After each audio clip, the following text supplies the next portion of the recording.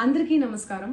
నిన్న ఏదైతే నా బర్త్డే పార్టీ జరిగిందో ఒక చిన్న ఇంట్లో పార్టీ లాగా ఒక ఫ్యామిలీ ఫంక్షన్ లాగా జరుపుకోవాలన్న ఒక ఉద్దేశంతో ఆ రిసార్ట్లో మా అమ్మా నాన్నల కోరిక మేరకు మా అమ్మా నాన్నలతో కలిసి మా ఫ్యామిలీ మెంబర్స్తో కలిసి నేను జరుపుకోవడం జరిగింది.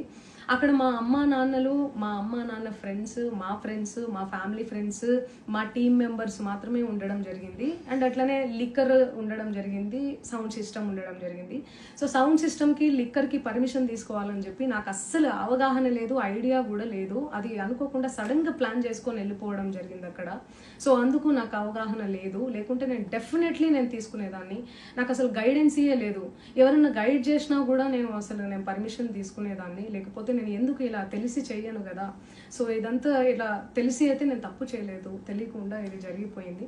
అండ్ అక్కడ లోకల్ లిక్కర్ తప్ప అసలు వేరే ఏ ఇతర పదార్థాలు, మత్తు పదార్థాలు కానీ వాడడం అసలు జరగలేదు. అక్కడ దొరకలేదు కూడా, పోలీసులు సెర్చ్ చేసినా కూడా.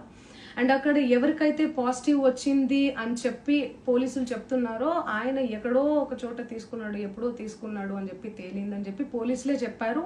అండ్ అది ఇన్వెస్టిగేషన్ కూడా జరుగుతుంది. మేము కూడా పోలీసులకు కోఆపరేట్ చేస్తున్నాము.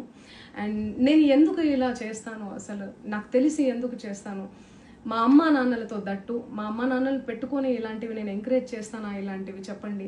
అండ్ ఒక రోల్ మోడల్గా, ఒక ఇన్స్పిరేషనల్గా ఉండాలని అనుకుంటాను, కానీ నేను ఇలా ఎందుకు చేస్తాను? సో ప్లీజ్ దయచేసి మీడియా మిత్రులకు నా విన్నపం ఏంటంటే, ఆధారాలు లేని అభియోగాలు నా మీద అస్సలు మోపద్దు ప్లీజ్.